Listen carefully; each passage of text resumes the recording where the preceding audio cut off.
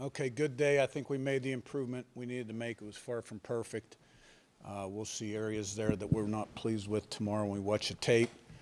But we took a step forward, the step we needed to take. Probably most pleased with the way we dominated the second half.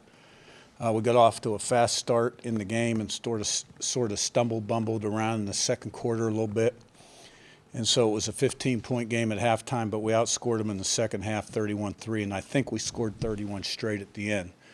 And it was good to empty the bench and see our twos make some plays, particularly in the pass game, like Charlie Becker and some other guys, Alberto. Good day in terms of making the progress. Also, when we built the big lead, I liked the way our guys kept playing one play at a time like it was nothing. I didn't see guys laughing on the sideline, kind of a relief syndrome.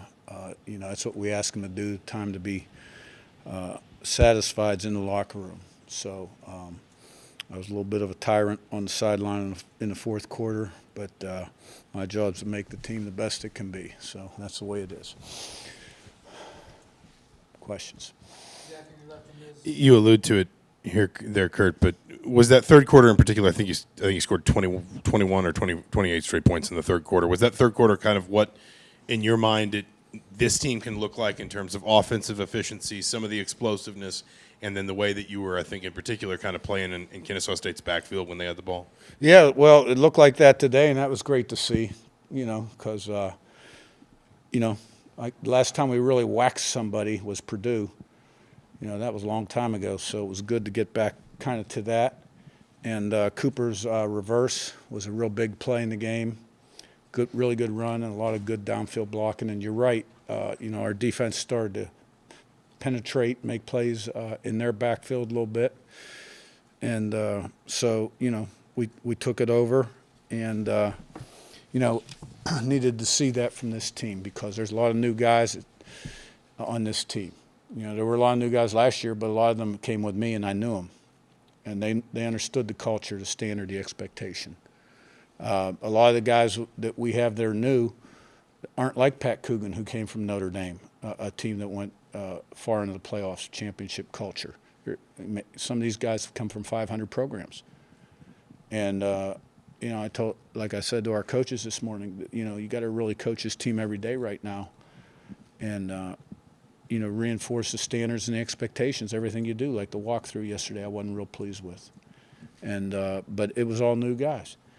And you just can't assume they know because they don't. They don't know they don't know. And so pleased we took a step forward and get ready for the next one. When you say you weren't pleased with the walkthrough, just what did you see? Just the focus in the walkthrough yesterday? Just what kind of bothered you? And then is that part of the reason why you got maybe to see that focus, you left the guys in longer in the fourth quarter? No, I kept them in longer because we need to play football. We got some games coming up where we've got to be able to play that many plays. And we haven't executed over a long period of time as well as we need to. So we need reps. We need game reps. The walkthrough was more of a, it's not a physically taxing day. It's only a 25-minute walkthrough. Get about 40 plays on offense and defense. But they got to be sharp mentally. And, it's not a time to kind of be relaxed mentally either.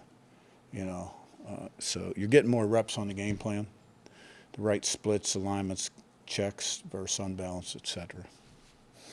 But it's not the first walkthrough that, we haven't been pleased with. But you know what I'm saying?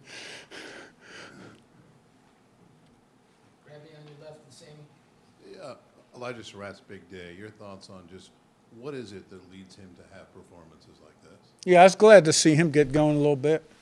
Last year in camp, he really didn't have a lot of catches, but he got them during the season. Not quite as many as he did at JMU. Same thing in camp. He didn't have a ton of catches, not in the first game either. And so I was glad to see him bust out and those two kind of hook up a little bit. And all these new quarterbacks, they build on their successes early in the season. You win, they play well, they build on it. And same thing happened last year with Curtis. he didn't have the greatest opener. He sure played good the second game, even though the opponent and obviously lights out the third. So Mendoza to Surratt, Mendoza to Cooper, and other guys are going to be important hookup. Sammy upper left and Jim. Coach, on the field goal with the delay of game, Yeah. what was the choice to not kick it after? It was a bad football decision, first of all.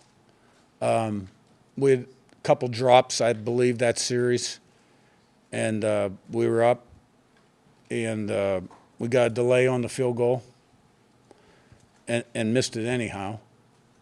And then we're moved back 5 yards. Really didn't want to go for it, but didn't want to have to put Frankie in for the field goal either. And we did what we did and didn't work out. Jim in front and Daniel. Kurt, your running game has been very consistent from statistically, and last week Roman Hemby was the workhorse. This week it was the BB. How confident are you in having that run game, that triple threat running game? Well, all those guys are capable, and it starts up front with the tight ends and then the receivers too. And those guys run hard and break tackles, and it just helps when you can be balanced on offense and run it and throw it. And the thing about early in the year, I think you learn as a staff every game a little bit, like, oh, we need to have a little bit more of this kind of stuff down in this field zone or things like that, right? I mean, because you got to have enough diversionary stuff, so to speak. But today it was BB. Hemby still ran well. Kalon, Cooper at 75 yards on the reverse. Got to keep him healthy, right? We got a little more depth at some positions on this team than others. Daniel in front and Seth. When you have a sideline that's, not laughing, playing like it's, all tied up late, even when you are up big, how relieving is that for you to see that it's a team that's bought into what you're trying to preach to them? How relieving, you said? Yes. I'm never relieved I'm going to be relieved when I go up my office and crack a beer. But on the field, I'm never relieved. Because you got to keep the pedal to the metal. You're trying to really teach habits, right? And how you do something's how you do everything. And you're either improving or you're getting worse. So if you're playing to the circumstances of the game, you're getting worse, right? And you got to be able to handle success and failure. And then play the next play at your very best. And those are habits. And you're trying to create those habits. So at the end of the game, I was pleased, yes. But our kids, I think, we have enough guys here that have been here that understand what we want and that we're not happy with the way they played last week. And they responded really well in the fourth quarter. Seth on your left and we'll wrap Zach B. Yeah, Kurt, on that, with the way the offense got the job done in the red zone and the way the defense contained the quarterback in the ground game, how pleased were you with the way your team saw what needed to improve from last week and worked to it? Well, that had to happen, and we answered the bell. Because like I said, we were number one in the country in scoring touchdowns in the red area last year. And last week was just, it was what it was. So it was good to see that ball get in the end zone in the red area, yeah. Zach on your right, last one. Coach, Kennesaw State had 8 plays of 15 or more yards offensively. What have you seen? What do you chalk some of those chunk plays up to the defenses allowed early this season? Well, when people go real fast like they do, or then they check to put themselves in the best look, and they take those big wide splits, right, and use the field, there's going to be some throwing lanes. You know what I'm saying? And so we'll take a look at the tape. I know they came out in the second half and challenged us down the field a little bit. And but I thought we played really well against ODU, aside from 2 plays, and I thought we played, give up 9 points today.